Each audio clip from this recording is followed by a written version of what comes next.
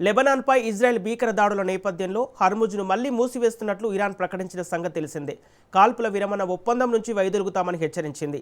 ఈ నేపథ్యంలో ట్రంప్ దీనిపై స్పందిస్తూ టెహ్రాన్కు మళ్లీ హెచ్చరికలు జారీ చేశారు. దీంతో పశ్చిమాసియాలో పరిస్థితులు మళ్లీ నివ్వురుగప్పిన నిప్పులా మారాయి. అమెరికా, ఇరాన్ మధ్య కాల్పుల విరమణ ఒప్పందంలో లెబనాన్ భాగం కాదని పేర్కొంటూ ఇజ్రాయెల్ ఆ దేశంపై భీకర దాడులు చేసింది. ఇందులో వందల సంఖ్యలో పౌరులు ప్రాణాలు కోల్పోయారు. దీనికి ప్రతిగా ఇరాన్ కూడా ఇజ్రాయెల్పై దాడులకు దిగింది. శాంతి కాదు విశ్రాంతి, ప్రపంచాన్ని అల్లకల్లోలం చేసిన పశ్చిమాసియా యుద్ధం తాత్కాలికంగా ఆగిపోయినా ఎన్నో అనుమానాలు తీరలేదు. 2 వారాల పాటు కాల్పుల విరమణకు అమెరికా, ఇరాన్ అంగీకరించినా యుద్ధం చుట్టూ నెలకొన్న వివాదాలకు తెరపడలేదు. అసలు యుద్ధం నిలిపివేయడానికి 2 పక్షాలు అంగీకరించిన షరతులేమిటో, కుదిరిన ఒప్పందం ఏమిటో అంతుచిక్కకుండానే ఉంది. త్వరలో జరిగే చర్చల్లో ఒప్పందం కుదరకపోతే 2 వారాల తర్వాత పరిస్థితి ఏమిటనే దానిపై అనిశ్చితి కొనసాగుతోంది. అదీగాక అమెరికా లక్ష్యమైన ఇరాన్ అణు కార్యక్రమంపై ఎలాంటి ఒప్పందం కుదురుతుందనేది $1 మిలియన్ ప్రశ్న.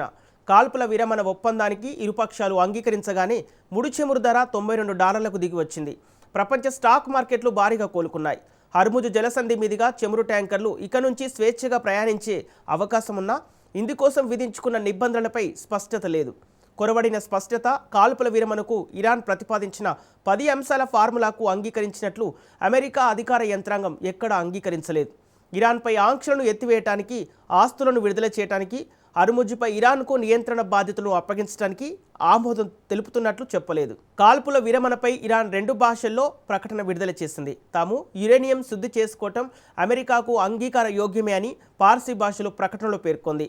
ఆంగ్ల ప్రకటనలో మాత్రం ఆ విషయాన్ని ప్రస్తావించలేదు.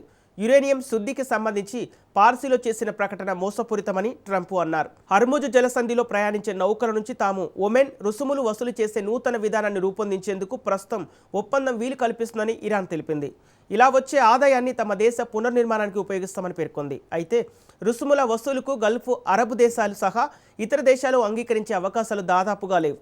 ఇరాన్లో భూస్థాపితమైన యురేనియంను తిరిగి వెలికి తీసేందుకు ఆ దేశంతో కలిసి పనిచేస్తామని ట్రంప్ చెప్పారు. ఆయన ప్రకటనను టెహ్రాన్ ధృవీకరించలేదు. ఇరాన్ బాలిస్టిక్ క్షిపణి, అణు కార్యక్రమాలను నాశనం చేయటం అమెరికా, ఇజ్రాయెల్ల ప్రధాన లక్ష్యాలు.